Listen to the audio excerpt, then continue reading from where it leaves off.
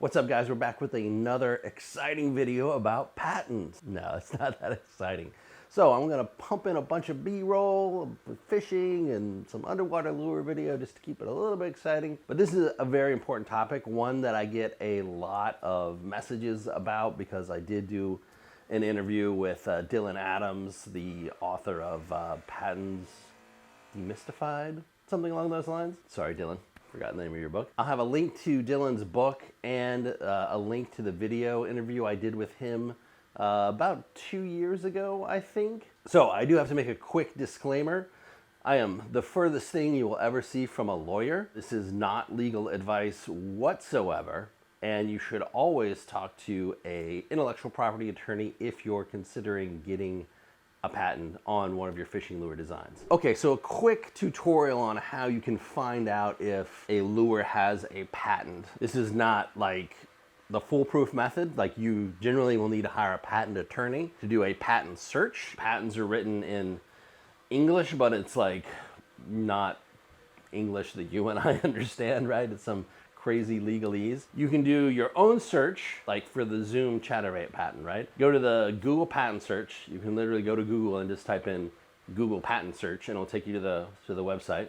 There'll be a link in the description, of course. And what I like to do is search for the assignee. And if you go to the assignee and you start typing in Zoom, like, you'll see a lot of names come up, and you'll usually find the corporate name or the legal entity name for that fishing lure company. Pure Fishing has one, Zoom has one. So you kind of have to know, like, Berkeley is owned by Pure Fishing. There's no Berkeley one, it's all under Pure Fishing. And look for the assignee, because whoever is producing that lure today, if a patent exists, they will be the assignee. You can start searching through, like, you put in Zoom and you'll see all the patents they currently hold. And I wanna make something clear. Just because a patent shows up in this list doesn't mean it's currently active. If you look up here and there's a slash through the US part, it means that patent is not currently active. So you can click on that and you can look at the history and you can see if it's expired, or if, in the case of the chatterbait, the new chatterbait patent, they haven't paid their fees.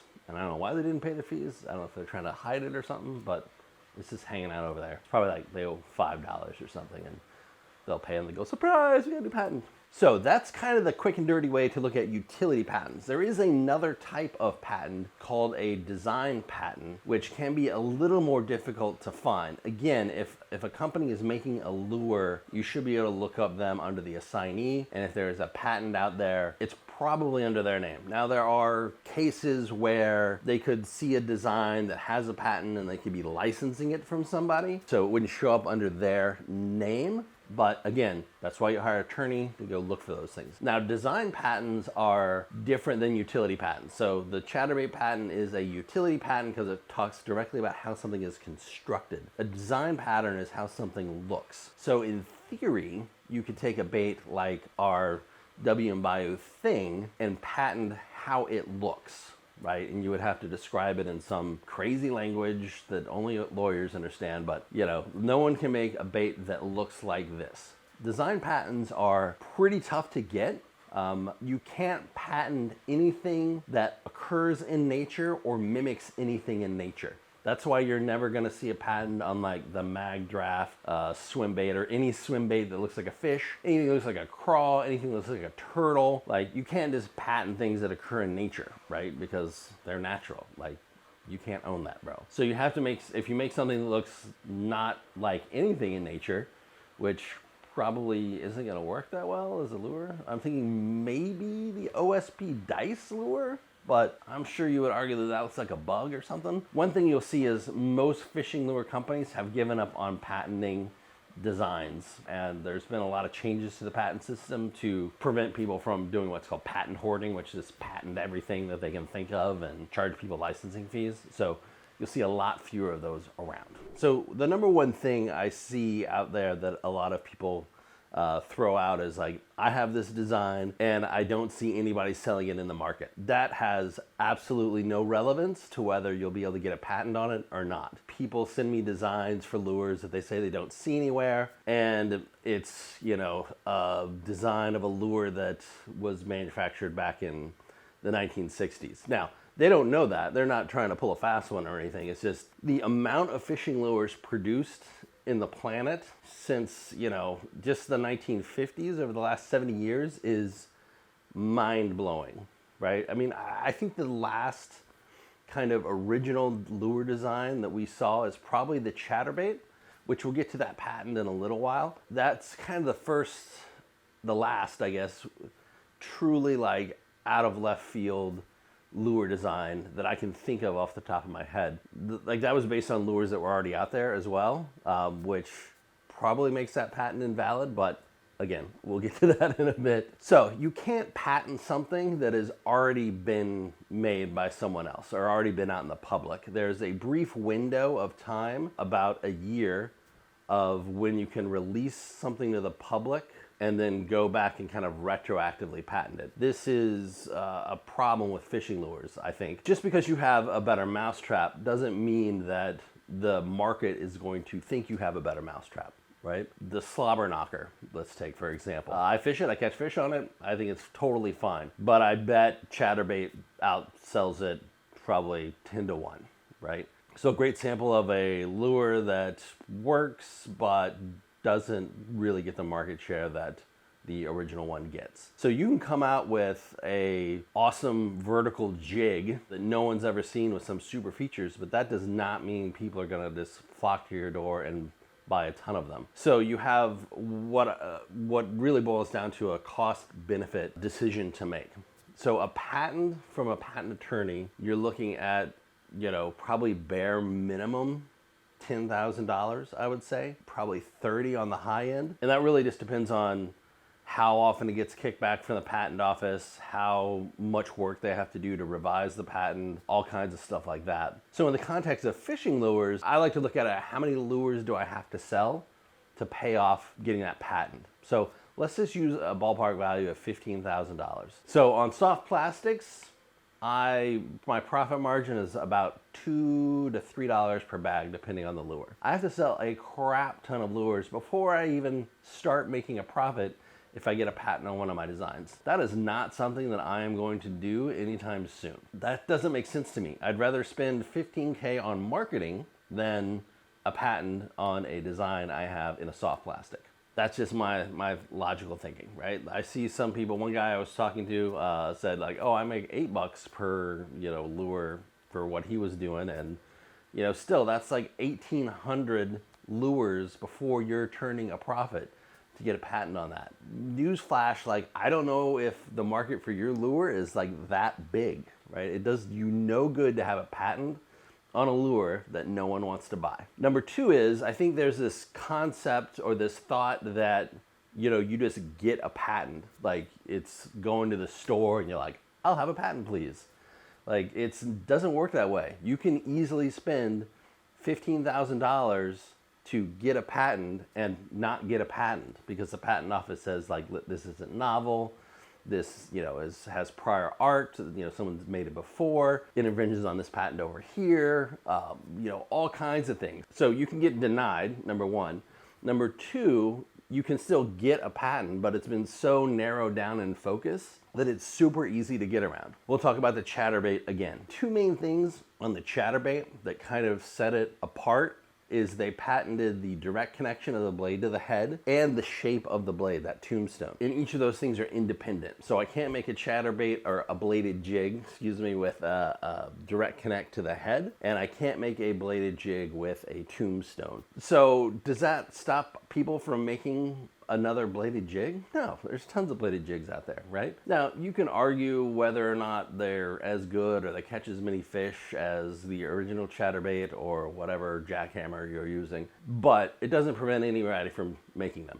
It doesn't prevent anyone in any other country from making them. So I can go to Japan and buy bladed jigs with direct connect to the jig head all day long, because they don't have a patent in Japan. They don't have a patent in China. I don't think they have a patent anywhere else besides the United States. Now, the United States is probably the biggest market, so it makes sense to have a patent there, but that's the only place they're getting protection. So you're not guaranteed a patent just because you get one, and you're not really guaranteed a good patent that is going to block people from basically copying the function of your lure as opposed to, your specific implementation of that function. And so this all kind of wraps around to how I view the fishing lure market in general and kind of as a whole. When I was out raising funds for my tech startup, a lot of the venture capitalists would ask me this question: are you selling painkillers or vitamins? And that's really kind of Silicon Valley hipster way of asking, like, do people need your product or service, which is a painkiller, right? If I'm in pain, I need a painkiller. Depending on the level of pain, I will pay just about anything to make that pain go away. Whereas a vitamin, right, it's good for you. You should be taking them on a daily basis, but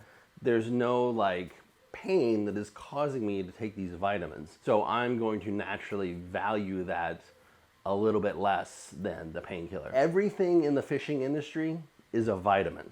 No one needs another fishing lure. No one needs a motor, trolling motor, live scope, down scope 360, a kayak. Like, no one needs that to survive. There's no pain involved. No matter what you tell your wife, there's no pain involved in not having that thing, right? If we had to fish for sustenance, to live, to survive, we would not use a soft plastic, a glide bait. We would be throwing sticks of dynamite, big nets, things like that into the water to collect these fish. Using a lure is probably the most inefficient way to catch fish. So given that, how do you get people to buy your lures?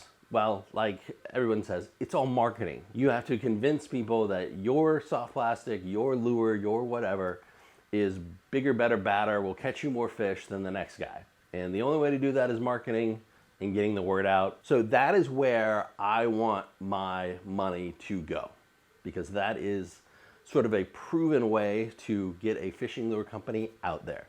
Marketing, marketing, marketing, marketing.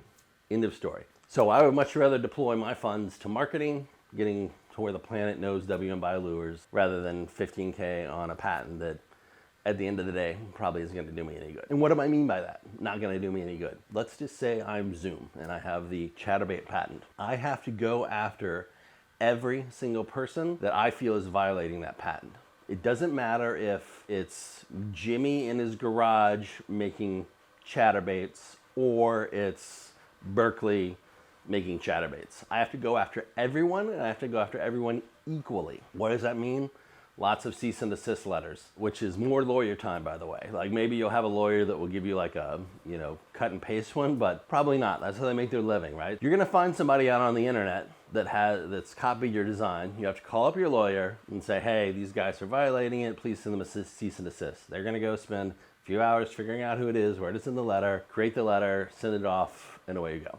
That costs money. And you have to do that every single time you think someone is violating your patent. Because if you don't, and someone else violates your patent, they can easily go and, let's just say it gets all the way to the courtroom, which is very rare, but they can easily say, like, look, this guy over there is violating his patent as well, and he didn't send them a cease and desist. So he's clearly not equally enforcing his patent, which you have to do if you have a patent. You can't just pick and choose who you're going to pick on. That's why a lot of big companies get a lot of bad rap, because they're going after the little guys. They don't have a choice. They have to go after everyone equally, or their patent is not enforceable anymore. End of story. And by the way, if they say, hey, F you, we don't violate your patent, take us to court, you're looking at a lot of money, right? I think the bare minimum, and this was a few years ago, for both sides in a patent litigation case that goes all the way is $1 million. Lowest cost, right? So you're probably looking more like $2 to $3 million to defend your patent. I don't know of many lures that are going to make that much money in 5 years, probably. The biggest fishing companies in the world, their annual revenue is about $500 million, which, hey, is a lot, right? But if you look at them, they have like everything. It's like Pure Fishing that owns Berkeley and Humminbird and like all these huge conglomerate companies. They're not just making lures, is what I'm saying. They're making all the lures all the time, all the brands, all the electronics, motors in some cases, right? And they're making... So is there any case that I would actually consider a patent? I can't think of one off the top of my head unless you come out with a lure that is like nothing else that has ever been seen. Like a lure powered by AI that had nanobots that morph into different shapes depending on what it detected the fish feeding on in the water and water clarity and all that stuff. Like, yeah, I might patent that. Now let's talk about something else that I think people often get confused with patents, and that's trademarks. So trademark is basically protection of a name of a company, of a lure, of anything like that. And Zoom also has a trademark on chatterbait. I would argue that that is much more powerful than the actual patent. When you're out fishing, whether I'm using the OG chatterbait, which is my favorite by the way, or a slobber knocker or some cheap Temu chatterbait knockoff I got, when my buddy asked me like, hey, what did you catch him on? I say I caught him on a chatterbait. Doesn't matter if it was an actual chatterbait or another one of the bladed jigs. The only time you hear people really talk about bladed jigs is if they work for a company or if they actually make bladed jigs because they don't want to violate the trademark of Zoom by calling it a chatterbait. And it's not even calling it a chatterbait, you can't even get close to it, right? I see a lot of people try to get cute and they're like, oh, it's not a chatterbait, it's a chatter lure, or it's a chatting jig, or it's, anything like that. No. If you are trying to, suck off their teat, so to speak, of the chatterbait name, you're gonna get a cease and desist, you're gonna lose that case every single time, which is why we have the term bladed jig, which no one uses, right? So that is much more powerful for them than the actual patent because it eliminates any and all confusion. When I tell you to go to the store and get a chatterbait, you're gonna look at the wall, and even if the wall is covered with bladed jigs, you're gonna see the one that says chatterbait, you're gonna grab it, and that's the one you're gonna use. So getting a trademark on a name of a specific type or style of lure can be very powerful, and it's really easy to get, right? There's tons of YouTube videos. We just got our trademark on WM Bio Lures. I wanna say it was about $350. I did it all myself. You fill out a form, you type in the name, I got some kickback, had to send in a response, and then we're now very close, within I think 30 days of getting a trademark on WM Bio Lures. So no one can sell fishing lures and call them anything related to us. If I had a new type of vertical jig and I'm gonna call it the wombat, a wombat style lure, whatever, I can trademark that name. It doesn't cost me that much. I don't need a lawyer, and I get some protection. So if that thing really takes off and everybody calls it a wombat style lure, then no one else can come into the market and say they also have a wombat style lure. And they are not going to get the benefit of all the money that you spent on marketing because you didn't get a patent by pushing this wombat style lure. That is how I would approach it. So there's very few cases I get a patent. If it's a new style of lure, I would definitely call it something that's very marketable and trademark that name. That's pretty important. All right, guys, I hope I summed that up a little bit better. I feel like I rambled on for a very long time, but it's an important topic and one that I see come up a ton, and people often get it confused. So hey guys, take care, tight line, have more business content soon. Later.